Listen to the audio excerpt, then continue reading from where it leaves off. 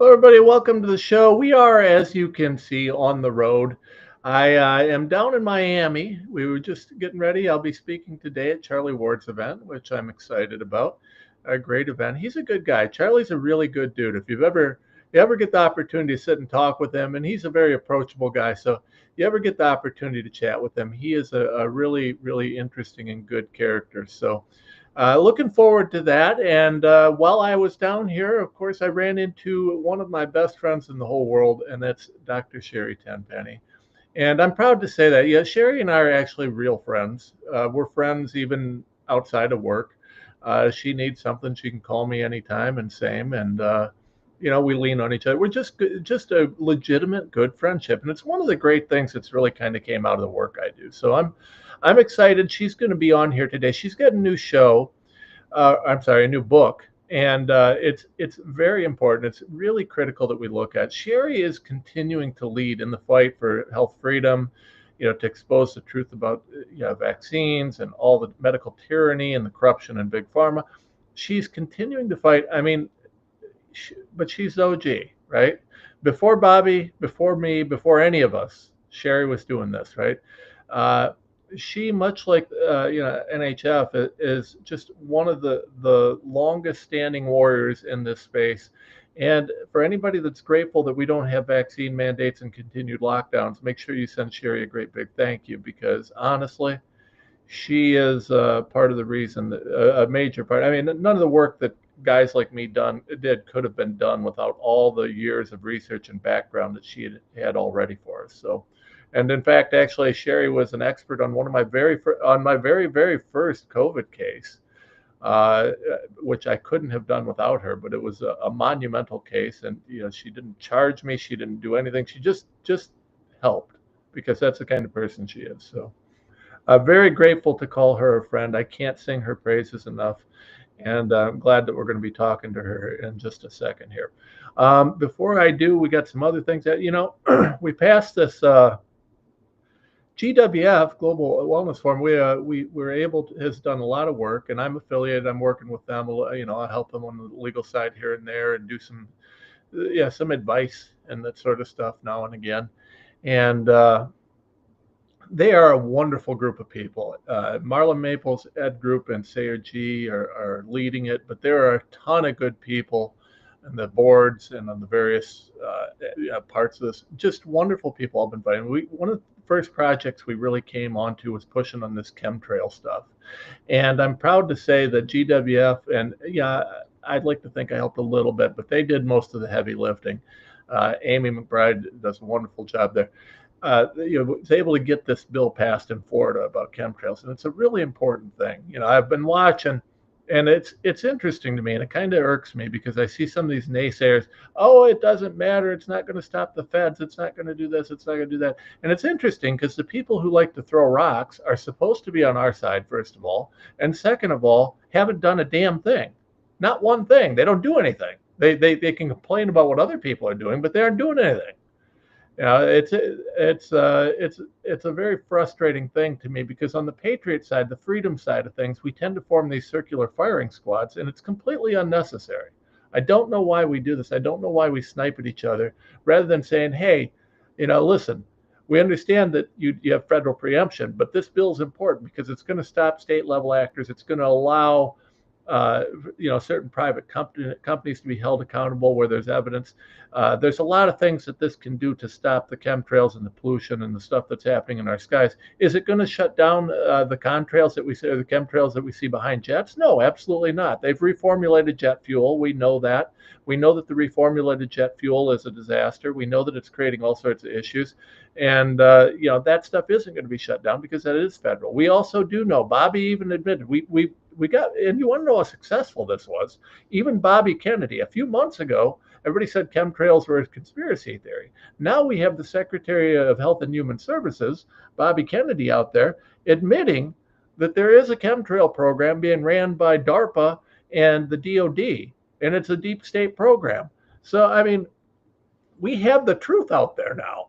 You want to talk about success? This was wildly successful. And that would never have happened without a credible push for actual legislation to be passed. So for anyone out there saying, well, federal preemption, by the way, most of those people aren't lawyers and don't know what they can actually do with the law. In fact, I know some of them, and they don't know their rear end from a hole in the ground. It's an absurd thing. There is a lot that this bill does, including bringing credibility and transparency to this whole conversation, including, there's been some wonderful people. I've talked to some experts in geoengineering and this whole thing who've been at this for years. They're amazing people. They're brilliant people, but they have had zero traction, zero credibility in this. It's just gone nowhere. This brought credibility to the conversation. And now with HHS recognizing and some of these other people recognizing what's happening, this is now a legitimate thing. We can now talk about chemtrails, contrails, the stuff being sprayed in our skies, however you want to refer to it, in a credible way. It's now a real thing. So you want to know you want to talk about success? That's success. That is success, because now we can have a real conversation about what they're doing to pollute our skies, who's doing it, why it's happening, and why we're allowing it. That is a huge success. Congratulations, GWF. Congratulations, Amy, Sayer, Ed, Marla. Congratulations to all the people in Florida who stood behind this, and there's a whole bunch of them. I think Jim Lee has been pretty instrumental in some of this. A shout out to everybody who's been part of this, and I'm grateful for all of them. All right. I want to get Sherri on here. You don't want me to ramble forever, but before I do, I want to remind you, please support us. GiveSendGo.com/Renslaw. GiveSendGo.com/Renslaw. Become a monthly supporter. Your monthly support keeps us going, keeps us fighting. We need your help. We need your support. So please, whatever you can do, please continue helping us. Also, go to TomRenz.com, www.TomRenz.com. You can't get there unless you type TomRenz.com.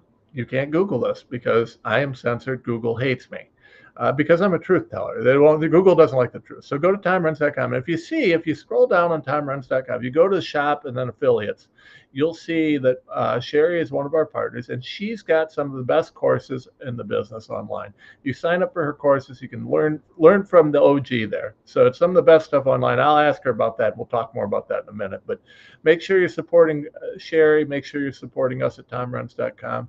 And thank you very much for all of that. Okay, without further ado, I'll get my ugly mug off of half of the screen and let you guys see the person that you actually want to see. So here we go. Sherri, how are you this morning?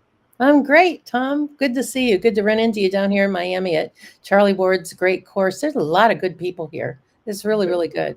There are, and there's people that I didn't know. I mean, like, I know a lot of people, but there have been some people here that I've never met before. So same.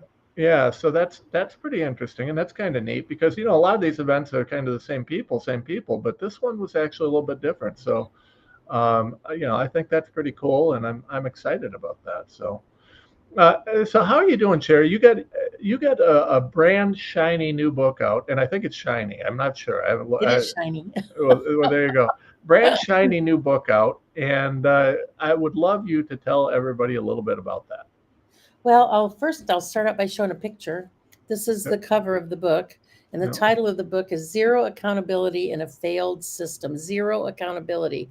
Just remember those two words. Zero accountability. How big pharma weaponizes vaccines, public health, and the law. And so it turned out to be a bigger book. Excuse me, a bigger book than I thought it was going to be because I put so much material in there, and I crammed in all sorts of things that we don't generally talk about in the health freedom movement. So it gave me a platform to not only talk about the bird flu from 2005 to the bird flu scam-demic they tried to start again in 2023 and compare and contrast the two of what they're doing. Also got to talk about, how flu shots are actually made, when they started putting adjuvants and why into flu shots, how completely ineffective flu shots are and have been for the last 20 years. Awful. All of the adjuvants, the two different adjuvant systems that they decided to inject in us. Aluminum as an adjuvant has been around since the 1920s. And when you read any books or articles about aluminum as an adjuvant, one of the things they still say is, we don't have any idea how it works. So we're injecting almost 12,000 micrograms into babies, and we don't have any idea what we're doing. We don't have any idea how it works. Well, see no evil, right? I mean, Exactly. if we don't study it, we don't have to tell you that we're poisoning you and causing autism with it. Well, they have studied it and they still don't understand it. Yeah. There's lots and lots written about it. And they said, we don't, there's a couple of theories called the depot theory that's supposed to keep the adjuvant or the antigen in the area a little bit longer. It's supposed to increase inflammation, which increases more of an antibody response. It's not supposed to migrate into all other organs, which of course we know it does. And so they're like, well, it's been around for a long time. And so it's generally recommended as safe, and it's the only adjuvant we have. So we don't know how it works, but we'll just keep using it. Yeah. Yeah. Well, they do love their aluminum, which, I mean, who doesn't want a nice shot of aluminum in them every day? But they put it everywhere, right? So, I mean, here's the thing, Sherri, I'm curious what you think about this and this kind of conspiracy theory. I mean, we can't prove this. You and I don't have access to BARDA or DARPA documents. But I mean, we know darn well that they were working on all sorts of poisons for a lot of years, and aluminum's been out there forever. They've got it in your deodorant. They've got it in, just day-to-day products, topicals, all sorts of. I mean, aluminum is in everything, and it seems to be a very, very, very unhealthy product. I mean, there are OSHA standards for exposure and things like that. If I'm not mistaken, I believe they've got one for aluminum. I'm not 100%, but it's well known that too much aluminum exposure is not safe, and we don't know exactly how much or how it works or why, but we know there's an issue.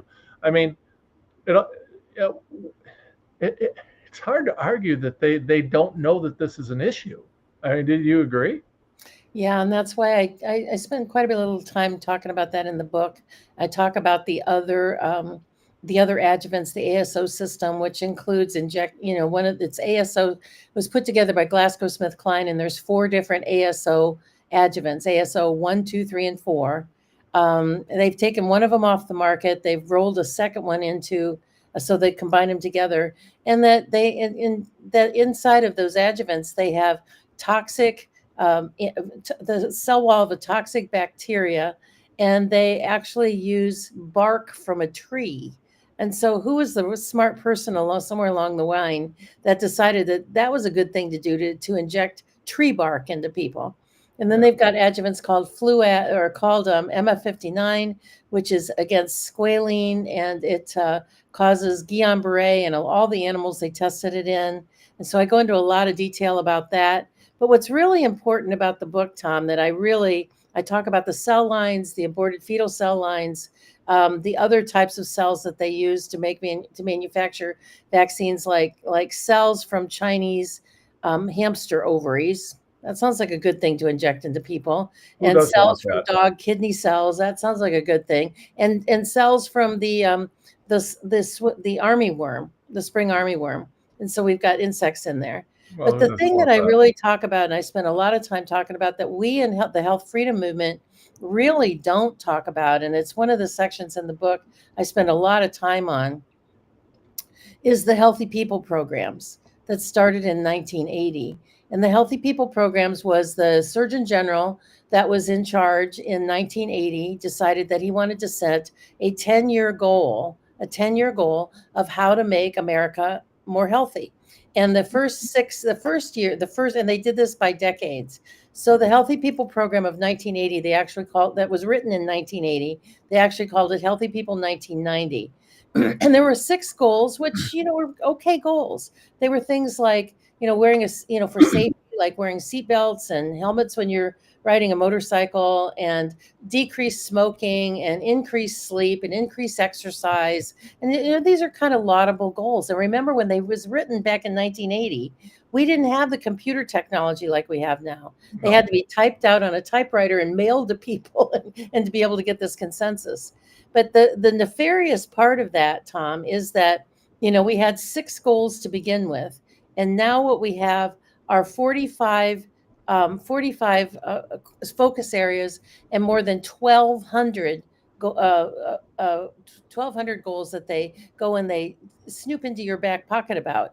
They want to know, do you own a gun? Do you feel safe in your house? What kind of neighborhood do you live in? There are all these different things. And what that whole 12 Healthy People program did, that started in 1980. The most recent one is Healthy People 2030. is it opened the door and laid the background for the Patriot Act, for setting up TSA and retinal IDs and the Real ID. The Model State Emergency Health Powers Act of 2001 is what led to where we are now in terms of broad surveillance and property management and quarantines. And in 2005, when they actually passed the PrEP Act, which I know you know a lot about, a lot of our audience knows at least some about. I spent a lot of time talking about that. One of the things that I found that I didn't know when I was investigating the PrEP Act and was two parts. One is that Senator Ted Kennedy had introduced legislation twice to try to get it at least modified, if not repealed. And unfortunately, he died in 2009 before he could carry that forward. And the other thing is the Countermeasure Injury Compensation Program. Now, for the last 25 years, my life has been consumed with vaccine information. The only time I'm not reading about it, writing about it, talking about it is really when I'm asleep.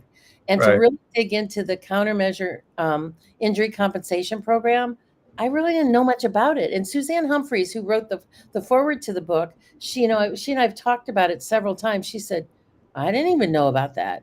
So the takeaway from that, from the CICP program, that's not funded, that doesn't have an injury compensation table, that very few people know about. It's got egregious sort of short timelines in terms to file. It doesn't cover hardly anything.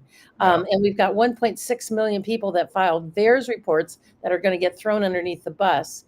The thing about that is that if Suzanne and I didn't know much about it, and we're kind of like the two vaccine queens that write and do all these things about it, the general public doesn't know anything about it. No.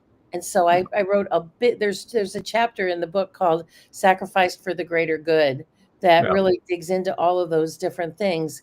And as of just a few days ago, as of April 1st, that the injury compensation program has only compensated 30 people, 30. Yeah. And there's two of them, because they say, well, we paid out millions of dollars.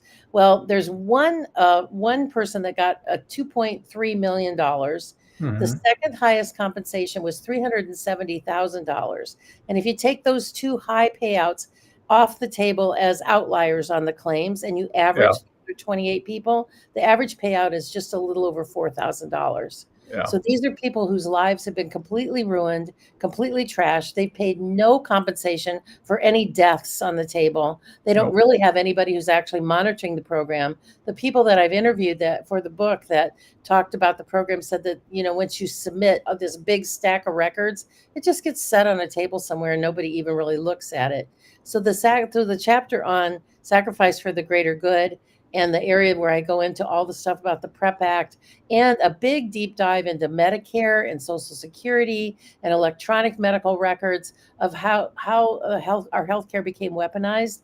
And these hold on before we get wait. And people like you and I who do this stuff know about it, but the general public doesn't. They don't. That's why I compiled it all into this book on zero accountability, so you got it all in one place. But that's by design. But I'll tell you what, as I listen to you go through all of that, and there's a lot there, and there's a million different things we got to talk about on this. But one of the things that's very profound to me that I don't think people understand is nothing you're saying should be a surprise to anyone. Because if we look at public health as a field, public health is good when it's about education, right? If you want to educate people about being healthy, it's a profound thing.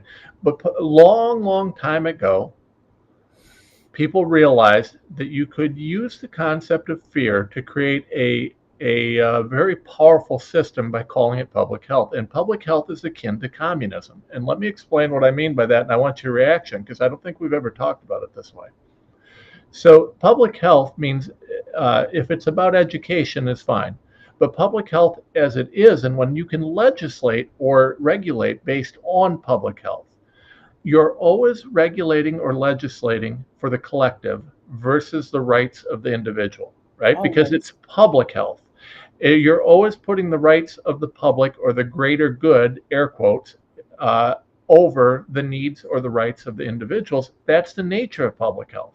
It really is a manifestation of communism, right? for the greater good, for the good of the many, right? And it's truly, truly counter to our Constitution when you can regulate for public health. Now, nobody's going to say they're against having someone, having a requirement that someone washes their hands before they go back into the kitchen and cook in a restaurant. The problem is that we have, as we have everywhere else, a slippery slope argument. What is acceptable for public health regulation and what's not?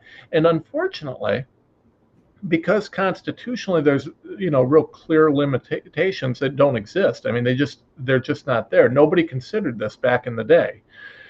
What's happened is the concept of public health has been weaponized. It's been turned into a fear machine, and it's now used as a cudgel to essentially promote, I guess, policies that I don't know how else to explain, for the greater good. Now, the worst part is if it stopped there with limiting our rights, just kind of this quasi-communist approach to regulating, that would be one thing. But as is always the case with anything that's even coming close to communism, it goes from regulating and pushing for the greater good in a legitimate way to pushing for a greater good for those in power. And public health now is not even about keeping healthy. It's about enriching the richest. It's about controlling the poorest. It's about eliminating. I mean, and we see this because if they were interested in actual public health, the hospital protocols wouldn't have been designed to kill people. If they were interested in public health, they wouldn't have made children mask and stay at home when it was devastating to their mental and psychological development. If they were interested in public health, they wouldn't require vaccines that have absolutely no positive impact at all, but do carry a huge risk. This is public health as a field, when given power to regulate or control, is communism, and is just like every other form of communism, where absolute power leads to absolute corruption. Do you agree? 100%. That's why I wrote an entire chapter in the book on zero accountability, an entire chapter on the book on how public health became weaponized. Yeah. Because that, and I start with historical, because anybody who's ever followed any of my stuff and read the other books that I've written or read all the Substacks, they know that I start my argument, my defensive of the argument, from a historical backdrop. So I go backwards in time because I really, truly believe if we don't learn the lessons of history, we're going to repeat them. And if we don't know how we got here, if we just assume that COVID was the launching pad, then we don't understand where this all came from. And public health actually really did important things back in the mid 1800s. Oh, it was necessary. We had to educate. With typhoid and cholera and chlorination of the water that needs to be, now that we're getting fluoride out of the water, the next thing we need to do is cut back to minimize the chlorine in the water. Yeah. But back in the late 1800s, there was a 20-year period of time that more than 1,000 people a day were getting off of ships in New York Harbor that were immigrating from other countries. And they stayed in squalor type conditions. New York City at the time, there was a public health report that I found from, I believe it was 1890, that talked about how many tons of animal wastage and dead animals and dead horses and dead donkeys and dead pigs and dead cows that they had scooped up off of the roadways in New York City. And people lived in these dark, dingy tenement houses and ate poorly. And so, and then when outbreaks of typhoid would come, or outbreaks of cholera, they didn't have antibiotics to treat them like we have now. And people would literally die within 24 hours. So the public health at that time was very small, and they had a small set of public health doctors trying to manage all of this stuff. And they did the best they could, and they did a pretty darn good job. And it was in the 1940s when they started adding some chlorination to the water. And I talk about the original chlorination plan and how it all blew up, and they did it poorly and they had to restructure it. And so, the book has a lot of historical backdrops. And that chapter on weaponization of the public health makes a really big deal about the fact that was important. And even before that, in the 1700s, when they set up the marine hospital system along the coastline, and they were trying to prevent yellow fever from coming into the country. And they actually charged sailors, because at the time, our army was really tiny small, but we had a big set of sailing ships that protected the borders. And they actually charged the sailors 10 cents a month for their insurance inside of the inside of the marine hospital system. So it really was paid for health insurance that started back in the late 1700s. So I bring in that chapter about how public health became weaponized. We start from that perspective and then roll forward into the nefarious, awful stuff of the way it is now. Yeah. Well, it's been an evolution. I mean, it's a slow evolution, and no one can deny that public health as a concept is good. It's the way that it's implemented, and it's the lack of recognition that it is inherently about collectivism.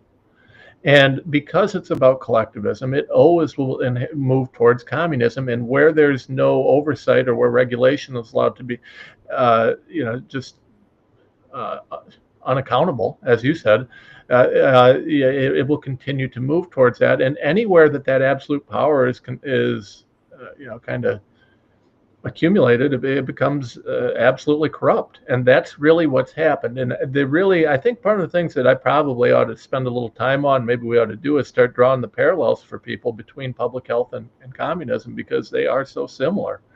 I think that would probably be a very useful thing, and your book's a good opportunity to start talking about that. But at the end of the day, though, I mean, when we look at this, the evidence is there, right? So when I say that the public health system has turned into something akin to communism, you see, first of all, that there's no limits to the power. And if you doubt me, just think back to what they did to you in COVID. I mean, did anybody in this country ever think that someone could force you to put a mask over your face or walk a certain direction down an aisle of a grocery store? I mean, it's the dumbest thing I've ever heard. How did we get to that point in this? We got a country where our founding fathers had a Boston Tea Party over a tea tax of, like, I don't know, a few percent. And you compare that to where we are now, where we get a bunch of sheep that are willing to walk the same way down a grocery store aisle because they're stupid. It's not because there was any good reason. They're just stupid. So, I mean, when we look at this, it's incredible. But so the power has been concentrated. There's no question. I can show you that the power has been concentrated. Then we move to the corruption that you and I know too well, right?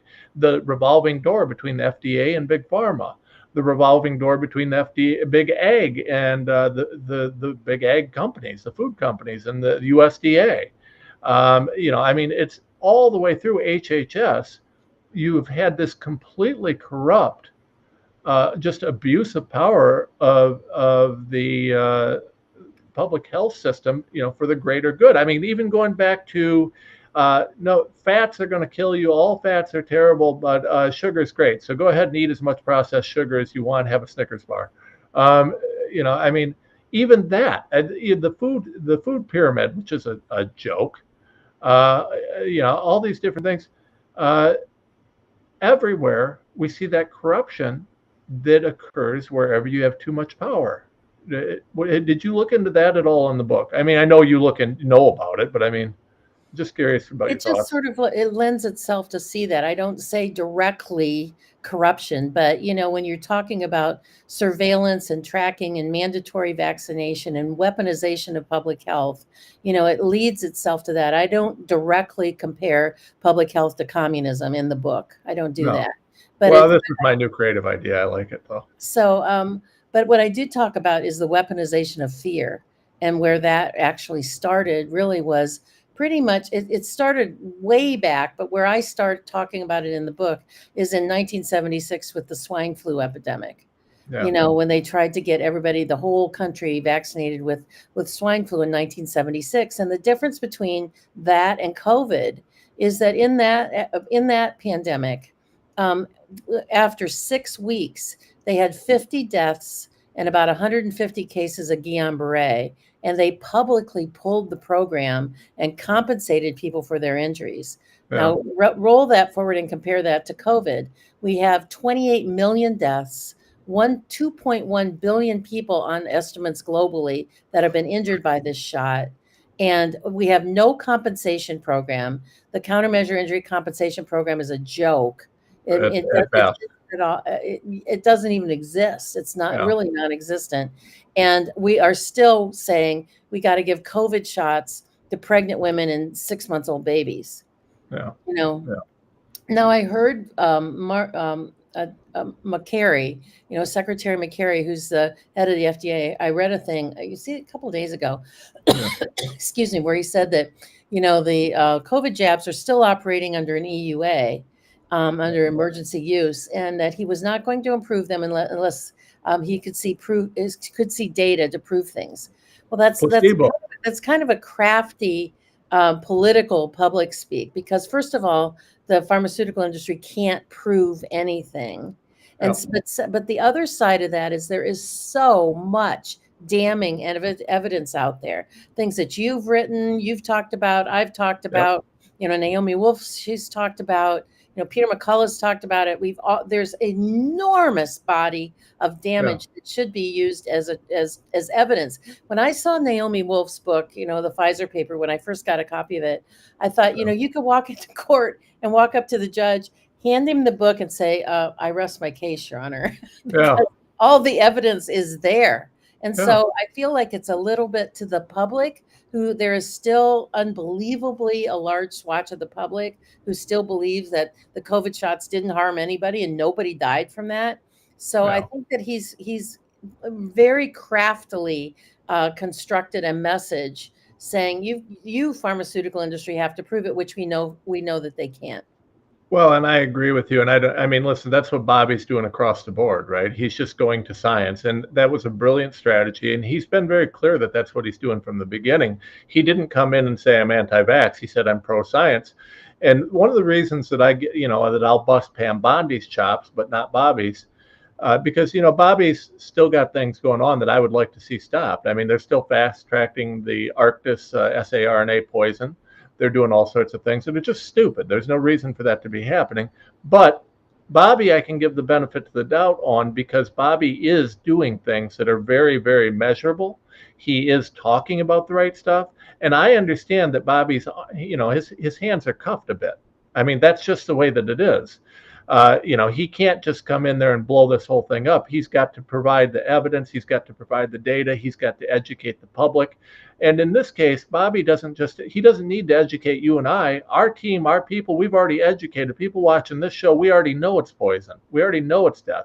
But he's got to educate the millions of other people who've been lied to by the nightly news and the big pharma complex over the last God knows how long, so that they understand that this isn't a radical anti-vax thing. What it is a radical realization that the vaccines across the board, especially these COVID vaccines, are actually poisons. They're killing people, creating infertility. They're creating long-term health, chronic disease, all sorts of other issues, and just death, outright death. But plus the cancer explosion that you and I both know has occurred 100% due to the mRNA poisons, which, now we find out that Pfizer not only has SV40 in it, but they have SV40 promoters, which couldn't be in there by accident. They had to be put in intentionally, which means there is a legitimate argument to be made that Pfizer wanted to cause the cancer explosion, which isn't a surprise in light of the fact that they have potentially trillions of dollars coming in off of their mRNA cure for cancer that isn't out yet, but that everybody knows they're working on. So, I mean, this whole thing seems like a pretty shady circular scheme if I'm not missing anything. Yeah, it's, I've actually tracked over the years the development of the vaccine and what it causes in terms of side effects. And then the same company like Aventis or AstraZeneca that creates the vaccine that causes the cancer is the same company that produces the chemotherapeutic agent to treat that cancer that they cause with the vaccine. Yes. So that's been going on since the polio vaccines for sure, and probably before that. So, so the sacrifice for the greater good is really important. I also talk about, weaponization, so tracking, surveillance, and the global vaccine agenda. And that's Real ID. Welcome, Real ID. Track and trace. Speaking of track and trace. I don't talk about real ID in the book, but it's Oh, a but it's a it's but it is a huge big problem, and yeah. it's going Well, to. no, but it ties in because you're right about it. The EMRs were 100% about track and trace. They were 100% about control and eventually to lead to a vaccine passport. But I'm just the real ID thing that's coming in is just another track and trace. It's going to add to that whole picture. And I understand you wouldn't have been able to put that in the book because it was they didn't make the announcement when you were writing it. But I mean, it's certainly another piece of this. But yeah. Well, So I what don't. did you get into? Well, one of the things I talk about is the global vaccination agenda that nobody, I think, in our circles really talks about that on a really grand scale. And all the things behind Gavi and BARDA and, and all of the purchasing orders and all these other things. And I just lay them out bare. But you're right about the real ID. It's like, I've been, really fighting that for months now with Twyla Braze and her, Citizens Council for Health Freedom. Yeah. And we just, first of all, I think the big push to get it stalled started too late, and it Yeah. didn't have nearly enough of elevation behind it to No. really make a difference. And then when Christy Nome came on and made her little videos that she lied, flat out lied to the general public about, and then people just, yeah, sheep just all get in line, just like the people that go through TSA and put their hands up, every time to go through that little vibratory thing, and they don't know that they can opt out of the facial recognition stuff. I mean, there's just an awful lot of things that Tom, I know that you share the same frustrations that I do. That sometimes I think that we really are really trying to save a small remnant of people in our society, because there are so many other people that are lazy. They don't really want to take action. They don't want to defend themselves. They don't want to support your mission and all the stuff you're doing, my mission, all the stuff that I'm doing, and it's just kind of go along to get along. Yeah. And it's really going to be really detrimental to our country. This real idea is like having, the UN in your pocketbook. And first, it's just going to be very innocuous. You just have this thing, it's got a little star on it, and it's just a different form of a driver's license. But what's going to happen with that is you're going to have to show that particular ID to vote. You're going to show that particular ID perhaps to get health care. Then are they going to have to show that ID to be able to get groceries and to get and go into your bank account and all the things that will just be the gradual takeover of our country? And I do talk about that a bit in the global vaccination agendas. Well, and that's precisely what this is. It's an instrumental takeover. It's an instrumental expansion of the already vast power that public health has. And, I guess there is some good news though, right? So one of the number one tools that they used against us during COVID was they lied to us and they used fear, right? And we know because, even in that first case that I filed, and you and I talked about this back then, we talked about the fact that if you run a Google Scholar search and you look at public health and fear, the use of fear within public health to motivate people to do whatever it is that they want you to do is not just a thing, it's a studied thing. They actually have spent immense amount of time and money studying how precisely to scare people into action, which is always a lie. I mean, they lie, they manipulate. That's what it is. But it works, and it works incredibly well, and people fall for it every time. So the use of fear in public health was the foundational driver for COVID. Everything in COVID was based, you're going to die, you're going to kill grandma, you're going to kill your kids, you're going to kill everybody. The good news about it, though, is we had some major wins from COVID. One of them was that by exposing the fact that this was always a lie and they always knew it, now people are not so willing to just, oh, I'm afraid, and follow orders, right? People are questioning. Now, not everybody, and there's a lot of sheep still out there, but we now have millions of people who are awake and who are not willing to kind of fall into that fear narrative. I mean, you could see it when they tried with the monkeypox and when they tried with the bird flu and they tried this, and people are like, hell will freeze over before I put a mask on again, try it. I mean, people were very outspoken. So I think that that's a huge win for us. I think we've been very successful in that. And I'm kind of curious what you think, because I feel like that, of the various places that I find that I feel some hope, that's one of the biggest, I think. Well, it's really true that they've really learned, when I talk about in the book, when I talk about the past pandemics, I make a big case that each one of those pandemics was a market test.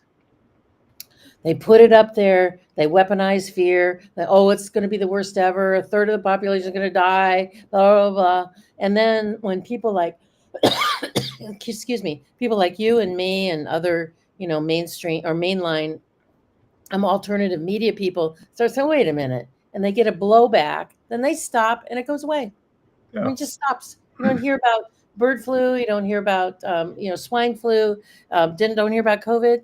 And Yeah. it's during that time, in that silence, that they're crunching the data. They're Yep. looking at what worked, what didn't work.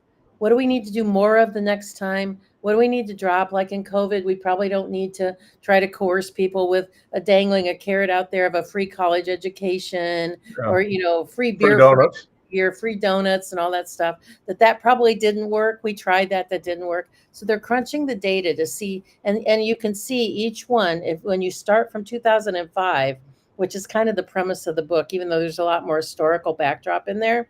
When they started with bird flu in 2005 and then did the PrEP Act in 2005. And then, actually, it started a little bit before that with 9/11 with the smallpox scare. Like, oh my gosh, 9/11. How many people were just terrified, Right. terrified. I'll never forget the day of 9/11 when I walked into my office and saw my physician assistant and my medical assistant standing there literally shaking and crying hysterically, and I've got to get home and hug my kids. It was like, what's wrong with you? Can't you see they finally pulled it off? What's wrong with Yeah. you? And Yeah. and so that was the country for a couple years, and some people that are still like that. So in Yeah. 2001 they did that. In 2005 they did the bird flu. Then 2007 they did swine flu again, and then all of those were market tests to Yep. lead up to COVID. Now guess what? COVID was a market test too. Because Absolutely. not only were they able to implement all of these security measures after smallpox. I mean, we're still doing take off your shoes and take off your clothes and stand in front of this scanning thing since 24 years later. We've been trained well, and they're still using it, right? Yeah. So they've got this whole thing from weaponization that started there, probably before that. But in the book, I really make a point of starting there, and then what they did with weaponizing bird flu and the PrEP Act and all the surveillance things and the different things that they've rolled in. Of COVID, they have done the same thing. They've made more surveillance, more identifications, more lockdown. I mean, who would have ever thought, Tom, in our lifetime that you would have to use a specialized United Nation branded driver's license or Yeah. a passport to go from Ohio to Indiana? Yeah. Yeah. Or It's to get insane. on an airplane in Cleveland and fly to Miami. Within our Yeah. own country, we're having to show a passport or a specialized ID. It's I mean, literally they have insane. taken it so far. It's really, really detrimental. And that's why in chapter 19 of the book, it's called the activist playbook. It's called the activist playbook. So it's Yeah. like I summarize all this nefarious, ugly stuff. All the things that they've done with Medicare, all the things that they've done with electronic medical records, all that stuff is all in the book. But when you get to chapter 19, it's called the activist playbook. Um, it's like tying it all together, the activist playbook. So it gives people very specific things that you can do to about the fear-based stuff, about your children, about vaccine passports, about the real ID, the identification stuff, the retinal scans, all these different things that they are putting in place. And we have to get everybody involved with the activist playbook of what. So it ends in the book ends up in an upbeat sort of feeling that there is something that you can do to fight back. Yeah. Well, and we need that. And there is. I mean, the fight's not over, and we haven't lost. And in fact, if you go back, one of the things that I'm most proud of personally is if you go back to 2020, when and that's when I started fighting, right? I mean, you've been doing this for forever. I didn't start till 2020. And that's when I was starting to be red pilled. And by the way, for everybody that doesn't know, You're looking at the lady who did a lot of red pilling for me.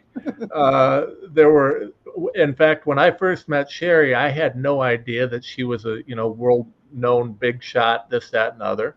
I had no idea how big of an expert she was. And when she started talking to me about vaccines being poison, I initially thought, well, she's brilliant about this COVID stuff, but I'm not so sure that maybe she just does off her rocker a little bit on the vaccine stuff.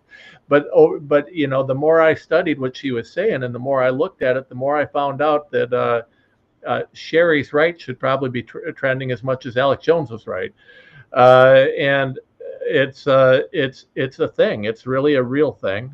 And so, when we went through all this, though, when I started in 2020, everybody's eyes were closed. And one of the things that I feel that we were most successful in is waking people up and helping them to see what's going on and helping them to understand, where things are and what's happening and how it's happening.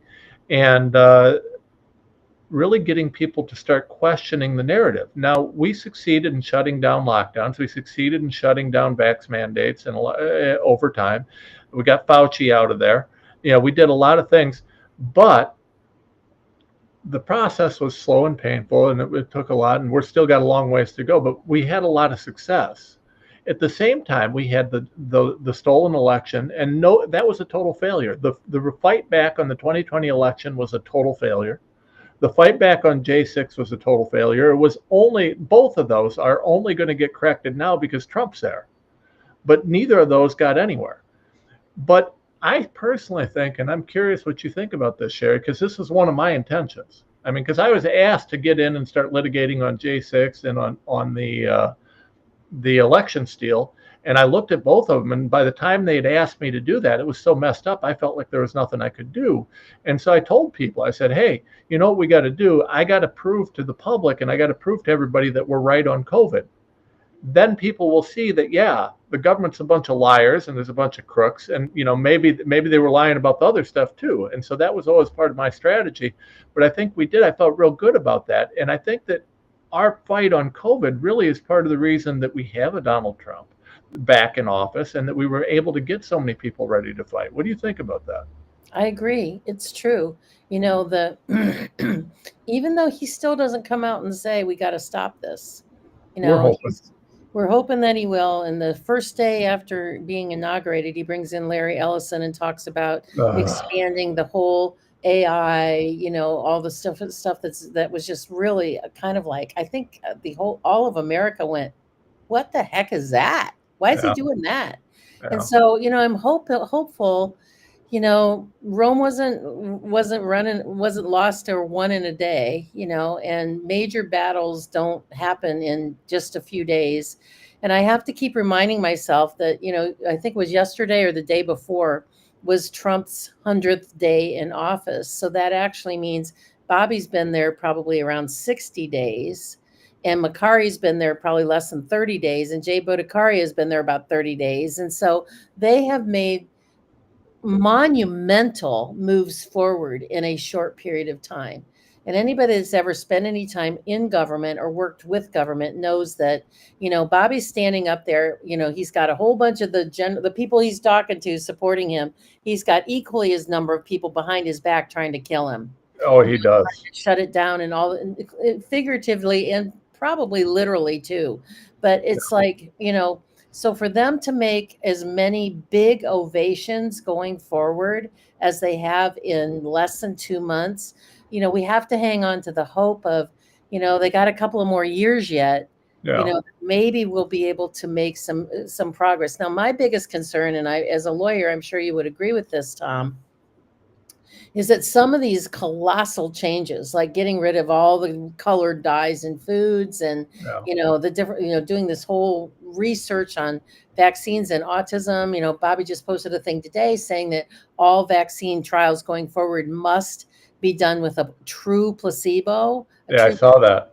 So that's really important. But what needs to happen is that stuff needs to be codified into law.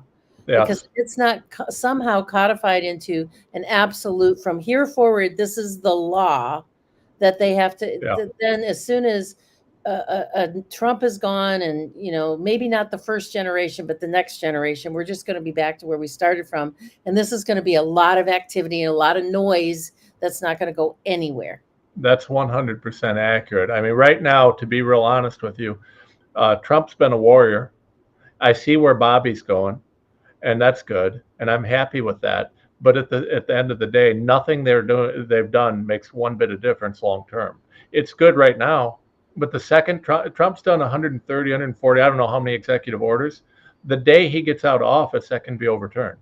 100%. And it's really the deep state right now is waiting. That's part of the reason I'm always so hard on Bondi, because until we put the deep state in jail, until we actually break them, this will continue. It'll go right back to where it is. All they're doing is waiting it out.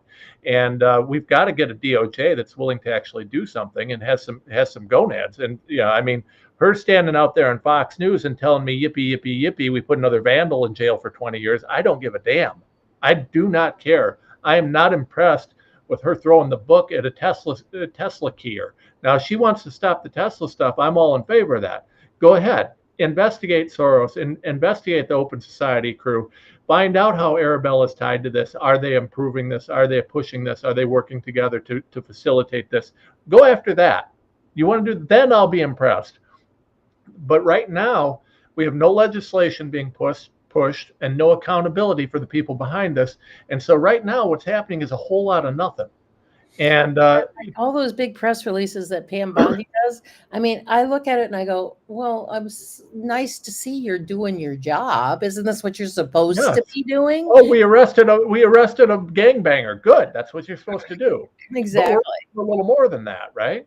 After 4 years of fighting and trying to get Trump in office, we want some actual action, not you telling me, hey, we arrested a gangbanger. Good. That's what you're supposed to do. How about Soros? How about Schumer? How about Gates? You tell me that, then I'm impressed, right? But or I don't know, maybe just some of the child rapists on the Epstein list, who are still being blackmailed and still sharing national security secrets and still being, I mean, these are big issues that nobody's bothering with because it's a little bit inconvenient. But I mean, like I said, Donald Trump's he's a machine. And I do agree with you. I think Bobby's doing a great job on some of this. And I think, Bobby it was very clear. If you actually watch what Bobby's doing, a lot of people were mad that he didn't day one, jump up and down, do all these different things. But if you watch what Bobby's doing, and I know for a fact, and I'm going to say this. So Bobby, I mean, the story is he went in and tried to get some data from Medicare, Medicaid, and they told him he couldn't have it. They work for him. Can you imagine just the audacity of these crooked bureaucrats to have your boss, the Secretary of HHS, come in and say, I want data because I know that these products are unsafe and ineffective. And they say, no. What? I mean, good God, I would have fired everybody. I'd have said, okay, everybody's gone here. Whoever gives me the data first still has a job. Everybody else is going to be gone. I mean, it just, but this is an incredible, incredible thing. And we're going to have Congress codify, and we're going to have the DOJ put some people in jail, or none of this is going to change one bit. There's a comment up here that RFK is controlled opposition. I would have to totally disagree with that. I don't agree with that either. People, I've known him for 20 years. I've had dinner with him. We've spoken on the same stages. We've run in sort of the same circles. Politics is about strategy, and sometimes you're good at it, and sometimes you're good at it, and sometimes you're not. And you have, it's really literally two steps forward, one step back. And, you have to, each step that you take, you have to be very careful where you are setting that foot, or you're going to blow your whole leg off with a bunch of landmines. So I do not agree with that at all. Well, I'll tell you what I think. Tom, you feel the same way? Yeah, I don't. Bobby's not controlled opposition. No, but what I will say about that is I think that the reason that people get that way, and the reason it's easy to believe things like that, is because politics suck. Totally. And I'm going to tell you, I've talked to Bobby enough that Bobby listen, he grew up in the Kennedy family, and he is a true heir to the Kennedy legacy, in my opinion. if that family was as close to American royalty as we get, he's a true heir to that. He's a really classy guy. He's an interesting individual, and I like Bobby. So I don't think he's at all that. But I will say for the general public, politics are very distasteful, right? Very much so. For me and for most people, I just want just tell me the damn truth, right? Just tell me the truth. Well, I can't tell you the truth today. What I can do is work to get you the truth. That's politics. And because of that, because you can't just come out, Bobby can't come out and say, hey, all vaccines are garbage, because he has to come out with proof on that, or he's going to get, now he knows it. Of course he knows it. He's been fighting it for how many years? Of course he knows, but he's got to get his evidence lined up. And that's politics, right? Your hands are tied until you can do something. But there's kind of this disconnect, and I don't know if you heard at the beginning, I was grumbling about the people who are, we've just passed this law in Florida with GWF, where we're seeing that this anti-chemtrail law, and it's a wonderful thing. It's a huge deal. I mean, Bobby's talking about it. It's now, chemtrails are mainstream now. People are awake and they're aware that this is a real thing. This is a huge deal. It's a huge success. People are grumbling because they're saying, well, it's not perfect. Well, no kidding. But that's politics. You don't get perfect. You don't get everything in your first shot. If you want to get to perfect, it's always incremental. And you have to win a battle before you can win the war. And then you have to win another battle before you can win the war. And what the key here is Bobby taking steps? And I always look for the evidence, right? If he were controlled opposition, he would never have said, I'm going to demand placebo trials. He would never have said that we're going to do some, the things he's doing across the board, moving towards science, moving towards real science. And one of the things that even with Donald Trump, because people say Trump and his AI thing, well, listen, AI is an arms race, and it's the equivalent to the Cold War, right? We are back in the Cold War. AI will run this world, whether we like it or not. China's working on it. Russia's working on it. Everybody's working on it. And I don't like it, because I don't think that we can control AI, and I think it pushes us towards an apocalypse. But at the end of the day, if China runs it and they've got it, I guarantee you it's an apocalypse. So Donald Trump has no choice but to try and make sure that we get to the AI ruler, kingship, whatever. We're the best and brightest on it first, because whoever's first wins everything. And realistically, I don't think anybody wins with AI, because I think AI ends up destroying everything. But that said, it's an arms race. He has no choice but to embrace the AI universe. I mean, there is no option on that. I don't like it, but that's the reality of it. So when you see about the AI and the vaccine stuff, what I will say, though, is remember, he also has said, I support Bobby Kennedy. I'm going to let Bobby get to where Bobby gets. And that's that. So, yeah, they may want to put in AI in healthcare. And that'll be there's a lot of use for AI in healthcare if it's done honestly. I do think that it makes research quicker where it's honest. Of course, that's a trick, because most of the the thing is, with the research tools, with using it for research, you have to know enough to know when it's telling you the truth or not. Because it lies. There are times when I've used AI because I want a quick date or a quick fact. Me too. And it's just easier because it's faster than trying to sift through Google or PubMed or any of those things. Yeah. And so I would ask it a question like, what year did say Prevnar 7 come out? Yeah. And I looked and I go, that's not right. Yeah. And I go, oh, and then AI says, oh, I'm so sorry. You're absolutely right. Let me check again, which is really creepy. Oh, yeah.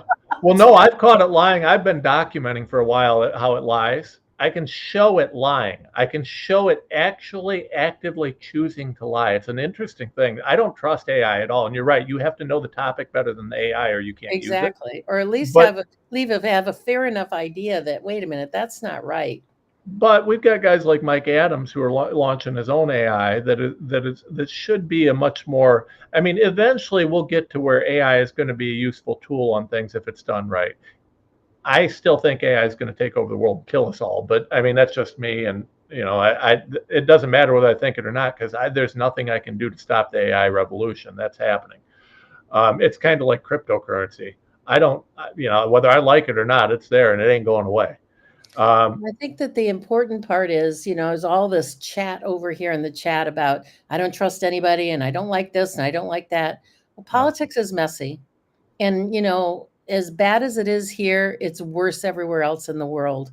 And we've got to keep in the good fight to try to keep, we worked really hard to get, I mean, when you look at the map of the US and it's all red with a couple of blue dots after Trump got into office, we have to push really hard to keep them there and keep accountability there, keep writing on their back, not only just RFK and Trump, but every person in that cabinet. And that's one of the reasons why I wrote this book, because it's going to give you tools and bullets for your activist thing. So I'm going to show it one more time. Yeah, please do. I love the book. Zero Accountability in a Failed System. And you can buy it if you go to drtenpenny.com/0. That's all you need to do, drtenpenny.com/0, or you can get it from Amazon. And I really hope that if you get it from Amazon or you read it, I mean, it's going to take you a while. There's a lot there. If you like it, please go out and give us some good reviews. Well, and I hope everybody does. And Sherri, I appreciate all the time. I know we went a little longer than I expected, but I get excited when I'm talking to you. Okay, and we got to come back and you know what? You and I got to do another one and talk about AI and some of these other things that are happening to transhumanism, because it's awful, it's evil, and we've got to make sure people are aware of it. So we'll do it again sometime soon. I appreciate you being with us. Everybody, make sure you're checking out Sherri's book, Zero Accountability. That's just look for that. You'll find everything. It's a wonderful thing. I love Sherri. We all love Sherri. Make sure you're sending her some love, support her. Check out TomRentz.com. Make sure you're checking out her courses, which are also wonderful. And I appreciate everybody watching. Sherri, thanks for being with us, and we will be back